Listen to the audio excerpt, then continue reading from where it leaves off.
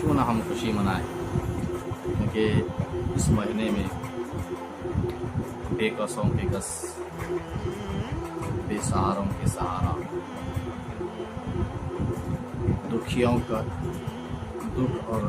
غم کو دور کرنے والے، والی قوم و مکان، سیاح لامکان، نازش حق و جہاں، سرور لالا رخاں، شہنشاہ حسینہ، قدیم دورہ، سرخیل زہرہ جمالہ، معصوم آمنہ، اللہ کے پیارے ہم سبوں کے سہارے، معصوم آمنہ، حضرت عبداللہ کی آنکھوں کے تارے،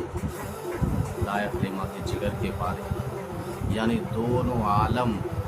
کے داتا، روح کائنات، جان کائنات، اس جہان خاکی میں تشریف لائے۔ ہمارا اور آپ کا یہ فرض بنتا ہے کہ ربیع الاول شریف کے مہینے میں کثرت سے درود پاک پڑھا جائے۔ اللہ کے رسول صلی اللہ علیہ وسلم کی بارگاہ میں 12ویں ربیع الاول کو، 12ویں شریف کو ہم اور آپ اللہ کے رسول کی بارگاہ میں تحفہ عطا فرمائے، کثرت درود شریف کا تحفہ ہو یا پھر قرآن شریف کی تلاوت کا تحفہ ہو۔